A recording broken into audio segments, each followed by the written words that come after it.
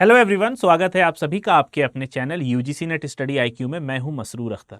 आज हम चर्चा करने वाले हैं एक ऐसे विषय के बारे में जो कि ज़रूरी है, क्योंकि आप जब नेट या जेआरएफ क्वालिफाई करते हैं और आप रिसर्च या अनुसंधान के लिए आगे बढ़ते हैं, तो जब भी आप डेटा कलेक्ट करते हैं या कोई लिटरेचर रिव्यू करके उसको आप अपने थीसिस में इस्तेमाल करते हैं, तो ये बहुत ज़्यादा चांस है कि हम प्लेजरिज्म कर जाएं।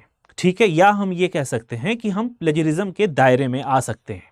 तो हमको अवेयर रहना है और हमको जानना है कि ये प्लेजरिज्म होता क्या है और किस तरीके से हम इससे बच सकते हैं और क्या डिफरेंस होता है कॉपीराइट और प्लेजरिज्म में। ठीक है, इसी विषय पर आज हम चर्चा करेंगे अपने इस खास पेशकश में। ठीक है, तो चलिए शुरू करते हैं। पहले हम इन दोनों के बीच का अंतर समझते हैं कि ये दोनों के बीच अंतर कहां कहां पर पाए जाते हैं। पहली बात, प्लेजरिज्म को हिंदी में कहते हैं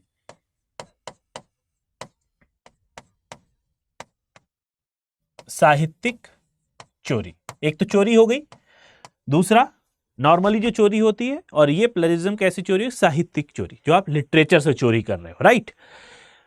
प्लेजरिज्म में क्या होता है कि आपने किसी के वर्ड्स को या फिर किसी के वर्क को एज इट इज कॉपी करके अपने वर्क में यूज किया। ठीक है, आप कोई रिसर्च कर रहे हैं और आपके ही जैसे या मिलती जुलती रिसर्च किसी रिसर्चर ने की है, आपने उसके कंटेंट को एज इट इज अपनी थीसिस में, अपने रिसर्च में शामिल कर दिया विदाउट एक्नॉलेजिंग देम और विदाउट गिविंग द क्रेडिट, या फिर हम इसको कह सकते हैं साइट करना, साइटेशन। ठीक है, आपने बिना साइटेशन के या बिना एक्नॉलेजमेंट के उसको सोर्स से उठा के अपने वर्क में यूज कर लिया, तो ये चोरी हो जाएगी। जैसे हम किसी का कोई सामान लेते हैं तो उससे परमिशन, उससे इजाजत लेते हैं या उसको बता देते हैं कि हमने आपका ये सामान लिया है, तो इस तरीके से यदि आप काम करेंगे तो ये चोरी नहीं कहलाएगी। यही काम हमको इसमें भी करना है। जब भी हम स्टडी कोई कंडक्ट करते हैं या रिसर्च कर रहे हैं, तो रिसर्च रिपोर्ट के टाइम पे या फिर डेटा कलेक्ट करने के टाइम पे हमको साइट करना पड़ता है। जिसका भी कंटेंट हम देखते हैं, उठाते हैं, पैराफ्रेज करते हैं या किसी भी तरीके से हम प्लेजरिज्म से बचते हैं और हम उसके काम को साइट करते हैं या फिर एक्नॉलेज कर देते हैं। ठीक है, एक तरीका हो गया ये प्लेजरिज्म से बचने का कि हम साइटेशन कर दें या फिर एक्नॉलेज कर दें। दूसरी तरफ कॉपीराइट, यहां पर क्या हो गया? आपने क्रेडिट नहीं दिया, एक्नॉलेज नहीं किया। कॉपीराइट में आपने परमिशन नहीं ली। दोनों में फर्क है। एक में हो गया बताना, एक में हो गया परमिशन लेना। परमिशन लेने में एक चांस ये भी हो सकता है कि मे बी आपने मुझसे परमिशन ली कि आपका ये आर्टिकल है, या ये कॉपीराइट का मामला बहुत ज्यादा आप मूवीज में या सॉन्ग्स में देखते हैं कि सॉन्ग्स जैसे कुछ कोई लिटरेटरी वर्क है किसी, या किसी का आर्टिस्टिक वर्क है। अब किसी के गाने की कोई धुन आप उठा रहे हो, उस धुन को आप क्या करोगे? पहले परमिशन लोगे, जिसने वो ओरिजिनल धुन बनाई है उससे परमिशन लो कि भाई मुझे इसी तरीके की एक धुन बनानी है, क्या इस धुन का मैं प्रयोग कर सकता हूं? यहां पर दो चांस है। यदि वो कह दे हाँ तो आप यूज कर सकते हो, यदि कह दे वो ना तो आप यूज नहीं कर सकते। यदि फिर भी आप यूज करोगे तो आप कॉपीराइट इंफ्रिंजमेंट में आ जाओगे। ठीक है, और वो लीगल केस बन जाएगा आपके ऊपर। ये बात समझ में आ गई। दूसरी तरफ यदि आप प्लेजरिज्म की बात देखते हैं, तो यहां पर आपने किसी का कोई गाना उठा लिया, कोई लिटरेरी वर्क उठा लिया और उसको आपने इन्फॉर्म कर दिया। यहां पर हाँ या ना का मामला नहीं होता है। ठीक है, ये दोनों में फर्क है। ये हो गई एक बात। दूसरी बात, there is no exception to plagiarism when it comes to creative work of any kind. ठीक है, क्रिएटिव वर्क की जब बात होगी, there is no exception to plagiarism. दूसरी तरफ, a copyright occurs when a copyright protected work is infringed upon. ये कब होगा? अभी जो मैंने बात बताई कि आपको कॉपीराइट की परमिशन नहीं मिली, आपको ये परमिशन नहीं मिली कि आप उसका लिटरेरी या आर्टिस्टिक वर्क अपने ही काम में ले आएं, और फिर भी आप परमिशन ना मिलने के बाद यूज करेंगे, तो आप किस में आ जाएंगे?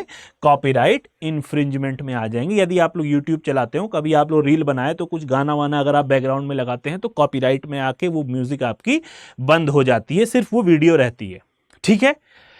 तीसरी बात, if a proper citation is present then no plagiarism is likely to occur. अगर आप प्रॉपरली साइट कर देते हैं, प्रॉपरली आपने क्या किया, पिछले वाले काम को प्रॉपरली अगर आपने एक्नॉलेज कर दिया या फिर प्रॉपरली आपने साइट कर दिया, तो आप साहित्यिक चोरी या फिर प्लेजरिज्म से बच जाएंगे। ठीक है। On the other hand, a copyright violation is not linked with attribution, rather it is related to permission.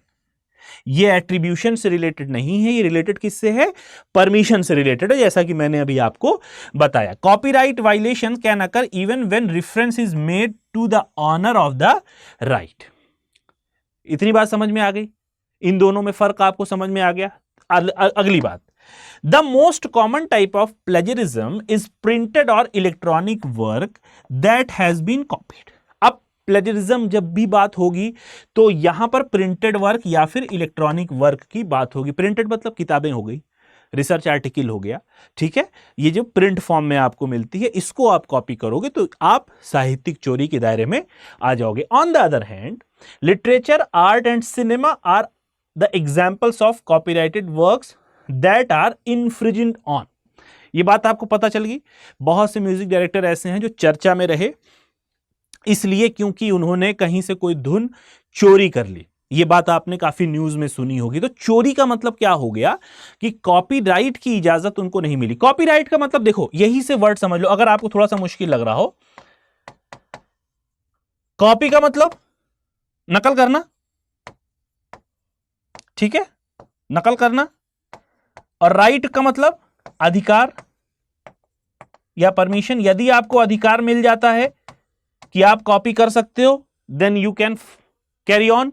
अगर नहीं मिलता है तो आप नहीं कर सकते, और नहीं मिलने के बावजूद भी अगर आप इसको कैरी ऑन करते हो तो आप किस में आ जाओगे, कॉपीराइट के दायरे में आ जाओगे। कि कॉपीराइट के लिए जो कानून बना है, आपको उस कानून के तहत सजा भी मिल सकती है। अगली बात, there is no need to sue for plagiarism as it is an moral and ethical offence. ये मोरल और इथिकल ऑफेंस है, इसलिए आप इसके लिए सू नहीं कर सकते। सू का मतलब क्या हो गया, आप कोर्ट में अर्जी नहीं डाल सकते हो, कोर्ट में आप मुकदमा नहीं कर सकते हो। क्यों? क्योंकि ये मोरल और एथिकल ऑफेंस में आता है। जब आप रिसर्च इथिक्स पढ़ेंगे तो उसमें आपको प्लेजरिज्म भी पढ़ने को मिलेगा। ऑन द अदर हैंड, ये लीगली रॉन्ग है, यहां पर आप लीगली झेले जा सकते हो, आपके ऊपर यहां केस भी हो सकता है। बहुत सारे केस अगर आप गूगल करके देखें तो कॉपीराइट के बहुत सारे केस कोर्ट्स में चल रहे हैं। गाने को लेके, मूवी को लेके बहुत सारी धुनें हैं जिसपे कॉपीराइट मुकदमा चल रहा है, ठीक है। बहुत सारे ऐसे केसेस बने हुए हैं जो लीगली चल रहे हैं, वो किसके लिए हैं, कॉपीराइट के लिए। इतनी बात समझ में आ गई। अब हम बात करते हैं जो आज का मेरा मुद्दा था, जिसके लिए मैंने आपको ये प्लेजरिज्म और कॉपीराइट की बात की, पेनल्टी की, कि पेनल्टी कितने परसेंट पे लगती है। ठीक है, अगर हम ये कहें कि भाई 100% आपका प्योर होना चाहिए, 100% आप अपना कंटेंट लिखो, थोड़ा सा मुश्किल काम है। इसलिए यह सुविधा दी गई है कि भाई आपसे रिलेटेड अगर आपको किसी के वर्क में, किसी के काम में, किसी के लिटरेरी स्टफ में आपको कुछ जरूरी चीज लग रही है जो आपके लिए यूजफुल है, तो आप उसको बिल्कुल अपने कंटेंट में, अपने थीसिस में, अपनी स्टडी में यूज करो। ठीक है, बस एक काम आप करना कि उसको प्रॉपरली साइट कर दो या प्रॉपरली एक्नॉलेज कर दो। तो साइटेशन के जो तरीके हैं उस पे मैं वीडियो बना चुका हूं। एपीए स्टाइल है, एमएलए स्टाइल है, ठीक है, IEEE स्टाइल है। ये बहुत तरीके हैं जिससे हम साइट करते हैं या रिफरेंसिंग करते हैं। रिफरेंसिंग तभी हम करेंगे जब हमने रिसर्च साइट किया हो, तो जो लिटरेचर रिव्यू हम पढ़ेंगे उसको फिर हम साइट भी करेंगे। ठीक है, तो ये सुविधा हमें दी गई है, लेकिन कितने % तक सुविधा दी है यूजीसी ने, वो हम अगले स्लाइड में देखते हैं। तो penalties in case of plagiarism in submission of thesis and dissertation, ये सिर्फ अभी मैं रिसर्च आर्टिकल की बात नहीं कर रहा हूं, उसके लिए भी अलग है, लेकिन यहां पर सिर्फ मैं बात कर रहा हूं डिसर्टेशन और थीसिस के लिए। यदि institutional academic integrity panel IAIP shall impose penalty considering the severity of plagiarism. ठीक है, नंबर 1, अगर सिमिलैरिटी आपकी अप टू 10% है, अप टू 10% का मतलब 10% तक है, ठीक है, तो माइनर सिमिलैरिटीज अगर मिलती हैं तो पेनल्टी आपको नहीं देनी पड़ेगी। ठीक है, बट अगर यही 10 से 40 के बीच में है, 40% सिमिलैरिटी आपको मिलती है, प्लेजराइज कंटेंट होता है, तो क्या होगा? Such student shall be asked to submit a revise script within a stipulated time period not exceeding 6 month. क्या मतलब हो गया? यदि आप इस केस में आते हैं कि 10 से 40% के बीच में आपका जो कंटेंट है वो प्लेजराइज्ड है, तो स्टूडेंट को कहा जाएगा कि भाई 6 महीने के भीतर आप अपनी स्क्रिप्ट को फिर से लिख के दें जिसमें कि प्लेजरिज्म कम हो या 10% से कम हो। ठीक है, इतनी सहूलत दी जाएगी यदि आप 10 से 40 के बीच में आते हैं। बट अगर आप लेवल 3 में आते हैं, लेवल 3 क्या है कि 40 से 60% के बीच में यदि आप लाई करते हैं, यानी आपकी जो प्लेजरिज्म है या जो सिमिलैरिटी है, ठीक है, वो 40 से 60% के बीच में है, सच student shall B debarred from submitting the revised script for a period of 1 year.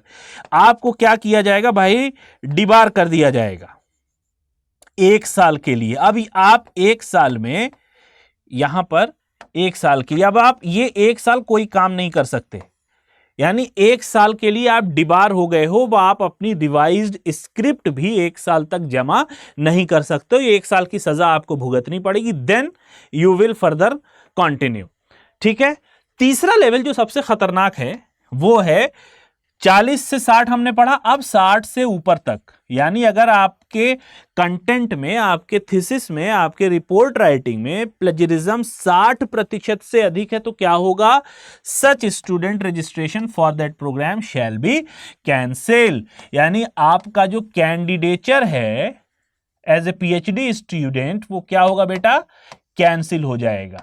ठीक है, हालांकि ऐसा होता नहीं है, प्लेजरिज्म पहले ही लोग छांट लेते हैं, मगर फिर भी यदि कोई ऐसा इक्का दुक्का मिल जाता है तो उसका जो कैंडिडेचर है वो खत्म हो जाएगा, यानी उसकी 3 साल 4 साल 5 साल 6 साल की मेहनत क्या हो जाएगी? पूरी बेकार हो जाएगी। ठीक है, penalty on repeated plagiarism, such student shall be punished for the plagiarism of 1 level higher than previous level committed by him or her in case where plagiarism of highest level is committed then the punishment for the same will be operative. ये 2 बातें और यहां पर कही गई हैं, right. तो ये 3 चीजें, यानी 4 पॉइंट दिया हुआ है प्लेजरिज्म का। लेवल 0 है, कोई पेनल्टी नहीं अगर 10% से कम तक अगर आपका सिमिलैरिटी है। 10 से 40 के बीच में है तो भाई 6 महीने का टाइम है, रिवाइज उसको फिर से सही करके आप दे दीजिए। 40 से 60 के बीच में है तो 1 साल तक आप डिबार कर दिए जाओगे कि 1 साल तक आप दोबारा स्क्रिप्ट अपनी जमा नहीं कर सकते, और अगर 60 से ज्यादा है तो आपका कैंडिडेचर ही कैंसिल कर दिया जाएगा। तो ये सुविधा यूजीसी ने हमें दी है, क्योंकि होता है आप रिसर्च कर रहे हो तो बहुत सारी चीजें ऐसी जो आपको किसी और की सही लगेगी या यूजफुल होगा, तो उसको आप अपने थीसिस में, अपनी स्टडी में एड ऑन कर सकते हो। But the thing is to cite that literature, to cite that content, to cite that article. ठीक है, तो अगर आप ऐसा करते हैं तो आप प्लेजरिज्म से बच जाएंगे। ठीक है, तो ये आज का जो टॉपिक था, आज का जो चर्चा का विषय था वो था कॉपीराइट और प्लेजरिज्म के बारे में। प्लेजरिज्म क्या होता है? जब आप क्रेडिट नहीं देते हो किसी का काम, जब आप उधार अपने में लगाते हो। और दूसरा कॉपीराइट जब आप परमिशन नहीं लेते हो। तो परमिशन में हाँ या ना दोनों का मामला होगा, मगर प्लेजरिज्म में आपको सिर्फ बताना होगा, यू हैव टू इन्फॉर्म और यू हैव टू साइट और एक्नॉलेज दैट पर्सन, ठीक है, जिसका काम आप अपने स्टडी में ले रहे हो। तो this is all about for today's session. आज के सेशन में यदि आपको कोई क्वेश्चन हो, मेरी तरफ से कुछ आपको कोई क्वेरी हो, तो आप जरूर कमेंट सेक्शन में करके बता सकते हैं। और इस तरीके की यूजफुल वीडियोस के लिए, रिलेटेड वीडियोस के लिए जरूर सब्सक्राइब करें यूजीसी नेट स्टडी IQ को। ठीक है, मिलते हैं नेक्स्ट किसी सेशन में। Till then have a nice day.